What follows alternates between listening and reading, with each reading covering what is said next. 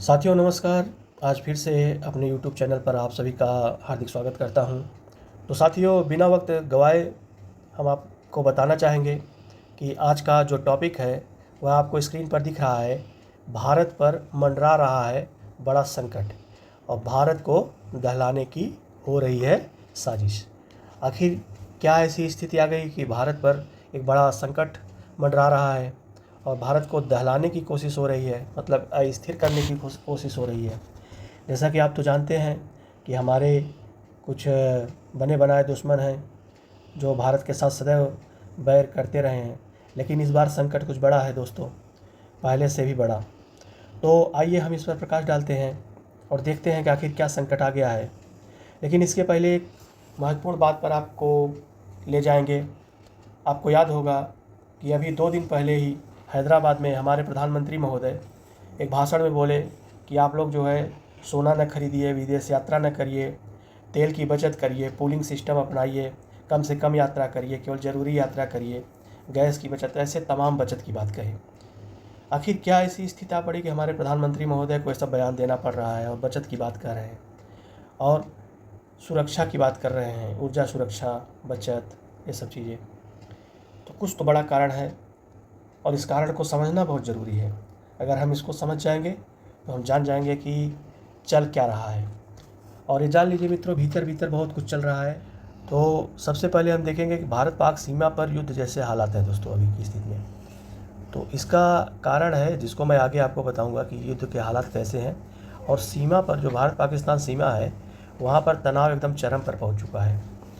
तो आइए बताते हैं क्या हो रहा है सीमा पर। अब हम अगर भारत की पश्चिमी सीमा पर देखें,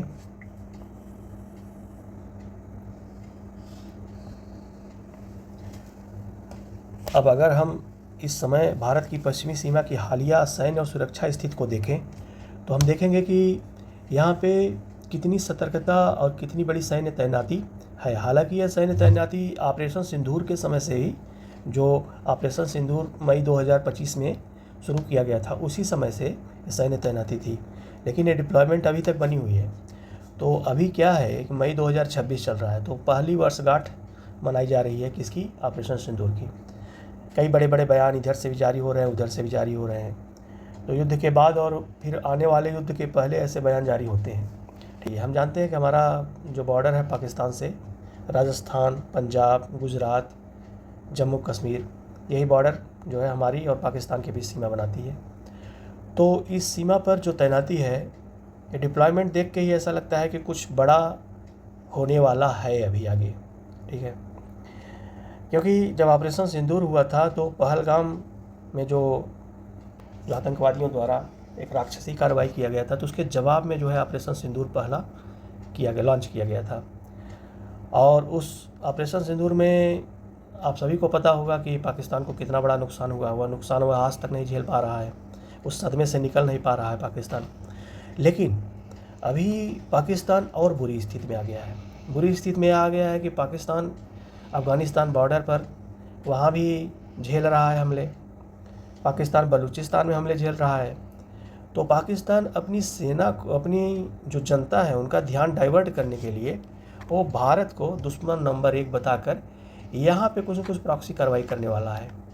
ठीक है, जो उनके गुर्गे हैं, जो उनके पाले हुए आतंकवादी हैं, वो यहाँ पे कुछ न कुछ कार्रवाई करने के फिराक में हैं। अभी कुछ दिन पहले आप देखेंगे कि हाफिज़ सईद का बयान आया था कि हमारे लगभग 10,000 से अधिक फिदाइन तैयार हैं और बोल रहे हैं कि हमें भारत का भेजोगे, हमें आप चाह नहीं रहे हो कि जन्नत नसीब हो।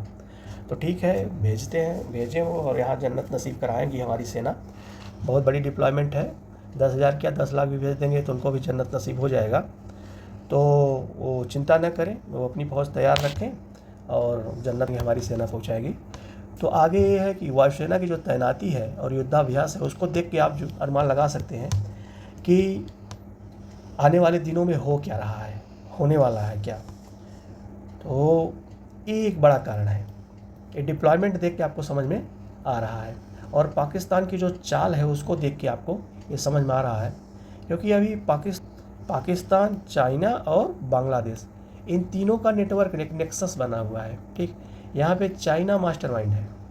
ठीक, चाइना सपोर्ट करेगा पाकिस्तान को चाइना सपोर्ट कर रहा है बांग्लादेश को, और वो चाह रहा है कि ये जो देखिए जो नक्शा मैप है, मैप में छोटा सा बांग्लादेश है जो भारत की ही कृपा पे पैदा हुआ है, और ऊपर चाइना ड्रैगन बैठा हुआ है। ड्रैगन मतलब राक्षस ही समझिए बैठा हुआ है। तो ये चाह रहा है कि पाकिस्तान को उकसाए, इधर जो है बांग्लादेश को उकसाए, और इससे पाकिस्तान का भी डूबती हुई लुटिया को थोड़ा सा सहारा मिल जाएगा जो नौका डूब रही है। तो चाइना के सपोर्ट से पाकिस्तान और बांग्लादेश ये लोग जो है भारत को अनरेस्ट करना चाह रहे हैं, भारत में अशांति फैलाना चाह रहे हैं। तो पाकिस्तान जानता है कि भारत पर सीधे हमला करना तो मुश्किल है, टेढ़ी खीर है, कर तो देंगे हमला लेकिन झेल नहीं पाएंगे फिर उसका जवाब। तो अब ये प्रॉक्सी वार करने के मूड में है पाकिस्तान, भारत के साथ प्रॉक्सी वार जो पहले से ही करते आ रहा है उसको आगे बढ़ाने के स्थिति में है। ठीक है, अब आगे बढ़ते हैं। अब मई 2026 में हम देखेंगे कि मई 2026 में क्या डेवलपमेंट हुआ है। तो अभी की स्थिति में आप पिछले सप्ताह ही देखेंगे, आज कितना तारीख है, आज हो गया है 12 मई। तो अभी आप जो है मई की शुरुआत से ही ये देखते आए होंगे कि पहले तो ऑपरेशन सिंदूर का वर्षगांठ मनाया गया। तो वर्षगांठ मनाया गया तो ये वर्षगांठ कोई सेलिब्रेशन तो था नहीं भाई, एक सतर्कता थी, एक सतर्कता जो 7 मई को ऑपरेशन सिंदूर हुआ था। तो ये सतर्कता, तो मुंबई दिल्ली में हाई अलर्ट घोषित किया गया। पाक आतंकी अड्डों पर एयर स्ट्राइक जो किया गया था उसकी वर्षगांठ मनाई गई। बताया गया पब्लिक को, देखिए हम इनको जो है ऐसे चोट दिए थे, इन्होंने हमको दर्द दिया, हम इसको 20 गुना अधिक करके लौटा दिया इनका कर्ज। तो ये एहसास कराना ज़रूरी था ये वर्षगांठ मना के कि देखो आगे अगर आप कुछ करोगे तो ऐसे ही हम फिर से सिंदूर चला देंगे। तो चूँकि वर्षगांठ हुआ था, पाक आतंकी अड्डों का पूरा सफाया हो गया था। मुरीद के जो पाकिस्तानी आतंकवादी अड्डा था मुरीद के हाफिज़ सईद का, एकदम से वो साफ़ हो गया था। आप लोग वीडियो देखे होंगे, बहुत दिन मीडिया में चली। तो यहाँ ये स्थिति थी कि कहीं ये जवाबी कुछ हमला वगैरह न करे इस बात के लिए, इसलिए हाई अलर्ट था जारी किया गया था मुंबई और दिल्ली में। ठीक, दूसरी स्थिति ये थी कि जो पश्चिमी सीमा राजस्थान गुजरात की सीमा है वहाँ पे घुसपैठ की कोशिश की गई।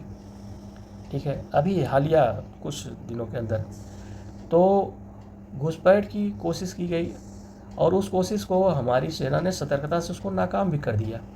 आखिर ये घुसपैठ कर क्यों जा रही थी? आपको पता होगा कि 26/11 जो हुआ था, 26 नवंबर, वो मुंबई में जो आतंकी हमला हुआ था, वो लोग इसी समुद्र के रास्ते से ही आए थे, गुजरात के रास्ते से ही, समुद्र के रास्ते से गुजरात होते हुए मुंबई आए थे।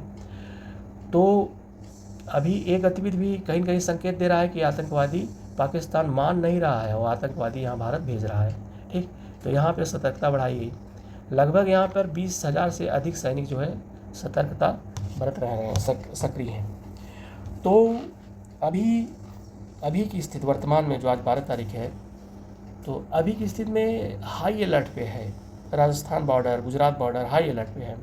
यहाँ तक कि जो एंटी मिसाइल सिस्टम है, डिफेंस सिस्टम, उसको भी एक्टिवेट किया गया है। अब उसका कारण क्या है इसको आप लोग को समझना होगा। ठीक, तीसरा क्या हाल में डेवलपमेंट हुआ है, सुरक्षा एजेंसियों का इनपुट आया है। इनपुट यह आया कि आतंकी ठिकानों पर हलचल बढ़ रही है। कहाँ पे? जो लॉन्च पैड है वहाँ, भारत पाकिस्तान सीमा पर जो लॉन्च पैड है वहाँ पे उनमें हलचलें बढ़ रही है। मतलब ये कुछ करने वाले तो हैं भाई, लेकिन क्या करने वाले हैं अब इसको समझना होगा। तो इसलिए जो समुद्र रास्ते से न आए, फिल्टर न करें बॉर्डर को, इसलिए नौसेना की चौकसी बढ़ गई है। ठीक है, तो इसी कारण से नौसेना ने एक जारी किया है कि आप जो है 10 किलोमीटर सीमा यात्रा क्षेत्र के 10 किलोमीटर क्षेत्र में यात्रा नहीं कर पाएंगे। ठीक, अब आगे है डिजिटल और आंतरिक सुरक्षा की समस्या। तो सोशल मीडिया की निगरानी की जा रही है। जानते हैं कि विभीषण हर जगह होते हैं। ठीक है, तो सोशल मीडिया की निगरानी की जा रही है, और जो कट्टरपंथ है अपने यहाँ, जो कट्टरपंथी सोच वाले लोग हैं, जो आंतरिक अशांति की साजिश रच रहे हैं, उनको जो है उनकी पहचान की जा रही है। तो मित्रों, आप लोगों को बता दूं कि इस बार जो होने वाला है वो बाकी पहले से और भी खतरनाक स्थिति बन रही है, क्योंकि इस बार हमला बाहर से होगा वो तो है ही, लेकिन समस्या यहाँ आंतरिक अशांति की समस्या है। जो कट्टरपंथी ताकतें हैं वो चाहेंगे कि इस मौका का फ़ायदा उठाकर भारत को आंतरिक रूप से अशांत करें। जैसे सांप्रदायिक दंगों को बढ़ावा दिया जाएगा और जैविक आतंकवाद, जिसमें हथियार का प्रयोग किए बिना भी आतंकवादी घटनाएं, जनहानि की जा सकती है। वुल्फ अटैक जिसको बोलते हैं वो भी किया जा सकता है। तो ऐसी स्थिति से निपटने के लिए भारत को कई मोर्चों पर लड़ना पड़ेगा। जैसे एक तरफ तो जो है उनको सीमा पे लड़ना होगा, दूसरे तरफ जो है आंतरिक अशांति की स्थिति आ गई अचानक से तो उनसे लड़ना होगा। तो ऐसे ही और उसके बाद और भी जो कुछ छुटपुट समस्याएं हैं उनसे भी जूझना पड़ेगा। तो भारत के सामने एक बड़ा संकट खड़ा हो चुका है और इससे निपटना भारत के लिए एक चुनौती है। और साथ में जो हमारे पीएम साहब कह रहे हैं कि आखिर मतलब ये जो 5 पॉइंट बताए हैं कि बचत करें, ये न खरीदे, वो न खरीदें, ऐसा न करें, ट्रेवल न करें, दुनिया भर जो बातें बताए हैं, सावधानियां बताए हैं, जो मितव्ययिता के तरीके बताए हैं, उनका कहना जायज़ है। और अगर हम उन पर फोकस करें तो हम आप जान रहे हैं कि डॉलर के मुकाबले रुपया महंगा होता जा रहा है। तो डॉलर मतलब रुपए का जो अवमूल्यन हो रहा है, ठीक है, तो $1 बराबर 100 रुपये के बराबर लगभग पहुंचने वाला है, 95 क्रॉस कर चुका है। तो ऐसी स्थिति में अगर सोना नहीं खरीदते हैं, कम खरीदते हैं, अगर हम जानते हैं कि हमारे देश में सोना ज़्यादातर आयात होता है क्योंकि हम लोग आभूषण में बहुत ज़्यादा प्रयोग करते हैं सोने का। अगर हम विदेश यात्रा नहीं करते, विदेश यात्रा करने के लिए डॉलर की ज़रूरत होती है, तो रुपए का परिवर्तन कराना होता है डॉलर में। ये सब चीज़ों से बचते हैं तो जो डॉलर के मुकाबले रुपए का अवमूल्यन हो रहा है उससे बचा जा सकता है और हमारी जो आर्थिक संकट की स्थिति आ रही है उन सब से निपटा जा सकता है। तो इसीलिए मित्रों, हमारे देश के प्रधानमंत्री महोदय की जो अपील है उसको मान लेना चाहिए, उस पर अमल करना चाहिए, तभी एक हम अच्छे नागरिक कहे जाएंगे।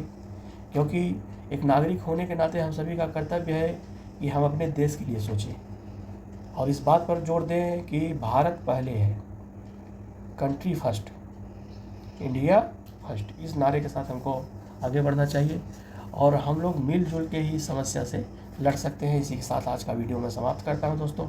आशा करता हूं इससे आपकी समझ बड़ी होगी समसामयिक जो परिस्थितियां हैं उनके बारे में, और आगे ऐसे और भी वीडियो आप लोगों के सामने लाएंगे। ठीक है मित्रों, नमस्कार, धन्यवाद।